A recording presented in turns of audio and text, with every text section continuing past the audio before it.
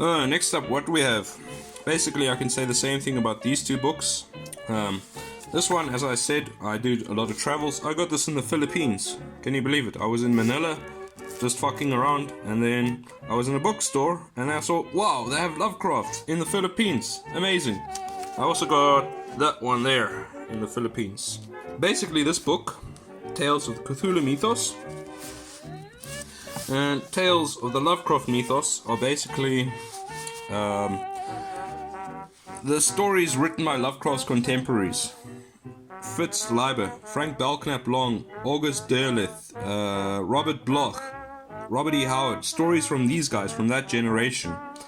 And it's like The Haunter from the Stars, The Black Stone, a bunch of other stories. But these ones are really cool, you know.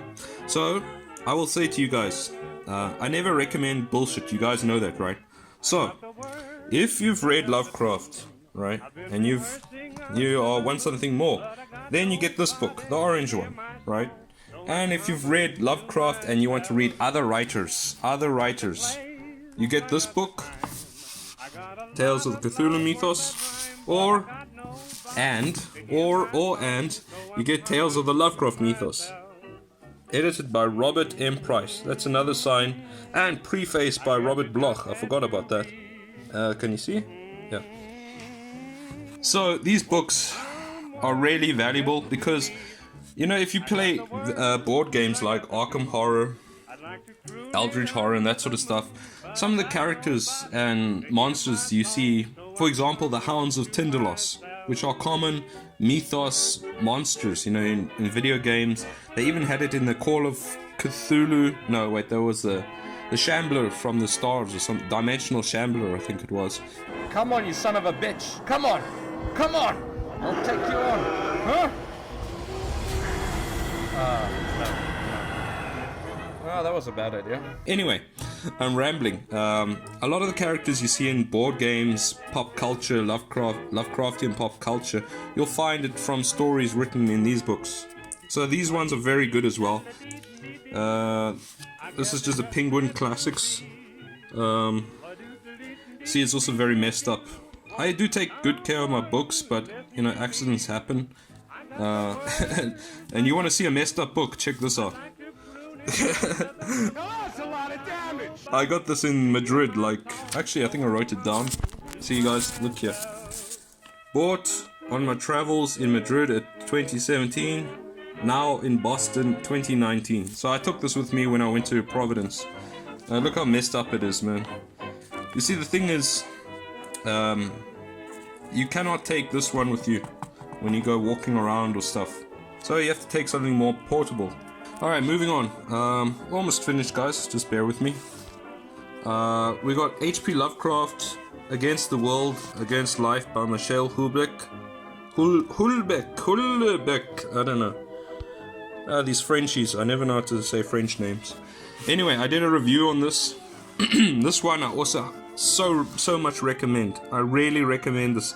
It's an essay, basically, by Michel Houellebecq. He's quite a famous writer in France. Probably the most famous writer in France these days. He's still alive. The guy looks insane though, but maybe that helps when it comes to analyzing Lovecraft. I won't say any more about this book, because I did make a video about it. I'll link that as well. Clark Ashton Smith, The Dark Eidolon. I did a video about Clark Ashton Smith, so you guys can check that out as well. But he gets a big thumbs up from me. Algernon Blackwood, Ancient Sorceries and Other Weird Stories. Love Algernon Blackwood, you know. He wouldn't be in my bookcase if I didn't. But these are all like the classics, you know, the classics of weird fiction, weird tales. That's why they're here. Arthur Machen. I just did a video about him. I'm sure you guys have seen it. The Great God Pan by Arthur Machen. I bought this separately. You know, it's very ironic. Like, if you look on the Penguin Classics edition, there is the Great God Pan, but they don't feature the story, the Great God Pan. So I had to buy that separately. And this is a very cheap, thin book. You buy this for like $2 on Book Depository. Yeah. Oh wait, I skipped a few books over here. Here we have Thomas Ligotti. He's also a bit damaged. But that's only because I really love this book and I keep taking it with me in places. Another Thomas Ligotti book, Teatro Grotesco, the Grotesque Theatre in Spanish. Clark Ashton Smith, the Clark Ashton Cycle. This is basically just Clark Ashton Smith stories. And then you'll notice another book that looks very similar, because it's from Chaosium, the creators of the Call of Cthulhu RPG. They have a series of books, so they don't just do the board game, the role-playing game. They also release books, and this one is by Robert Bloch. So they do a bunch of books from, they call it the Call of Cthulhu fiction series, as you can see. So they do Robert Bloch, Clark Ashton Smith, all this sort of stuff. Okay, moving on, and we're almost finished, guys, so just bear with me a little bit more. What do we have here? Tales of Unease by, believe it or not, Sir Arthur Conan Doyle. Now, Damien, guys, you must be thinking, Damien, why is Arthur Conan Doyle doing here next to Robert Bloch, Clark Ashton Smith, Robert Chambers? He's not weird fiction, is he? Wait. This guy, when I bought this, I was intending to stick him up here with my, 18th, 19th, 20th century horror stories and weird tales and all that sort of stuff. But I put him down here because the stories in here are weird fiction, weird tales, they're weird horror. And I just loved it. It was amazing, the stories in here. There was the one story that really stuck with my mind was, I forget the name of it, but there was about this pilot. You see, back in the day when, because Arthur Conan Doyle's a very old guy, their planes were just like a new thing, right? So in the story, the pilot flies higher than any other pilot ever flew before, and he just discovers a monster up there, something that implies that the whole world is surrounded by these monsters that are just above the sky, and we've never been able to see them before. So it's really weird tales, it's really weird horror, very cool. The King in Yellow by Robert W. Chambers. So this is the one that's where the King in Yellow comes from. Another character that's famous in the Mythos that was not created by Lovecraft. What do we have here? The Weird Tales of William Hope Hodgson. I just got this recently, so I haven't read it yet. Haven't gotten around to it. I bought a lot of books recently, not just Lovecraft stuff, so I really have to get around to it. But I really love William Hope Hodgson, otherwise I wouldn't have 5 books by him. Probably, apart from Lovecraft, I would say that's the writer I have the most books about. I just realized that now. Anyway, the Ghost Pirates. I just love pirates, and I love the sea. Look at that beautiful painting about the ocean. I love that. William Hope Hodgson, he was a sailor in his day. He was many things, but he did spend a lot of time at sea. So that's why he wrote that sort of book. Sort of a passion piece, I would say. But it is more of a regular ghost story, to be honest. Yeah. This book is amazing. Oh my tits. This book is goddamn amazing. The House on the Borderland. Also William Hope Hodgson. This one deserves a video just by itself. If you want Lovecraftian horror, oh my god, this is the boy for you. I think Lovecraft even... No, I don't see it. Oh yeah, there we go. Look here. There's a quote by Lovecraft. A classic of the first order by declared H.P. Lovecraft of this novel. So it's like a novella, right? William Hope Hodgson wrote novels. He wrote novellas, he wrote short stories. But yeah, Lovecraft's name, Lovecraft gave his endorsement there. I think maybe even here. Did he? Is Lovecraft's name mentioned there? No, it's not. But Lovecraft was a fan of William Hope Hodgson, and he is fully deserving of it. He has a weird mind, so... I guess it goes without saying that if it's in my bookcase, I'm recommending it one way or another. This is another amazing book, The Nightland by William Hope Hodgson. Now this one is a novel. This is like a proper novel. This one also got quite recently, I think. Oh God, I can't even remember what I'm buying these days. But this is really one of the top listed stories of William Hope Hodgson. I've read everything here. Okay, so just to be clear with you, sometimes I do go on book buying sprees, you know, especially if I got some cash to spend. I'll quickly go on there and buy like 10-15 books that I've been wanting for a long time. Not just Lovecraft stuff, obviously, but all books. And then I'll sort of get wrapped up on another book, and then I'll put the other books away in the bookcase, and then I'll just sort of forget about them.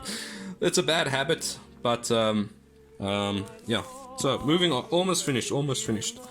American Fantastic Tales, and this is like all the typical authors you'd be thinking of: Robert Bloch, Clark Ashton Smith, H.P. Lovecraft, Chambers. I got that in Philippines as well. That was a long time ago. Yeah, not much to say about that. I guess The Dark Domain by Stefan Grabinski. Let me just take it out here. By Stefan Grabinski. He has been called the Polish Poe. I think they even call him so much there on this book somewhere. Anyway, they kind of like compare him to Poe in a way. There we go, the Polish Poe. He's a Polish writer. He came after Lovecraft's time, I think, but I think he is dead now. I know one of my subscribers was like, "Oh wow, you even know about Stefan Grabinski?" Yeah, he's really a good author.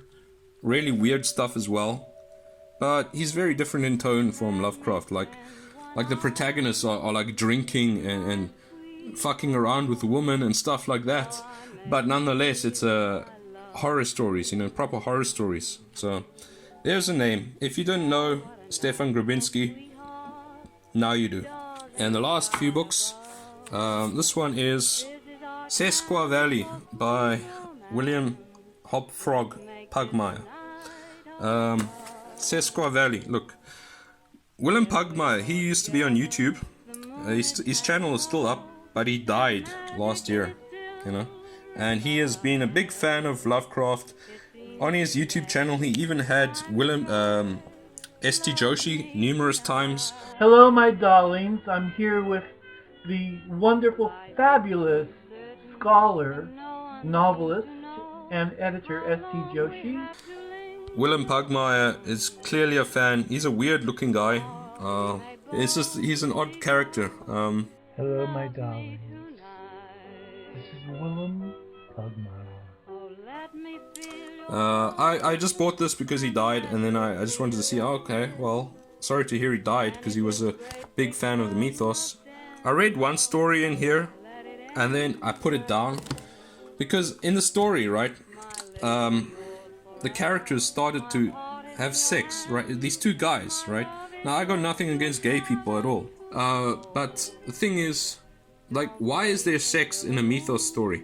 I'm not against sex scenes, right? I mean, I even read Marquis de Sade, so I'm not squeamish when it comes to sex or anything weird like that. But in my Mythos tales, right, human issues like sex and all that, I don't care for it. Why you got it there? So I just thought, you know, I don't want this graphic gay sex scene where I'm expecting some Mythos tales or something. Anyway, nothing against the guy. I'm sorry I didn't get to collaborate with him. Last two books, Lovecraftian Field Guide to Lovecraftian Horrors. I did a review of this book as well on my channel. It's a very fun book. It's more like a picture book or coffee table book, but it's quite fun. And lastly, it's just the German, I found this on special at my bookstore. It's just a few comic adaptations of Lovecraft stories. Yeah, just something visual. Anyway, guys, that's it basically. That is my Lovecraft book collection. I have a lot of other books, but of course, they're not Lovecraft focused, so I'm not going to talk about them really. I guess honorable mentions, I've got... These are all my Junji Ito stories. As you can see, I'm a big fan of him. I really love Junji Ito. If you're looking for something Lovecraft focused from Junji Ito, Uzumaki, I also did a review of this on my channel. You can go look it up. Do I say anything else? No? Cthulhu, do you have anything to add? No? Is it time to go to sleep? Alright. Good night. Cthulhu says good night. Thanks for watching. Bye.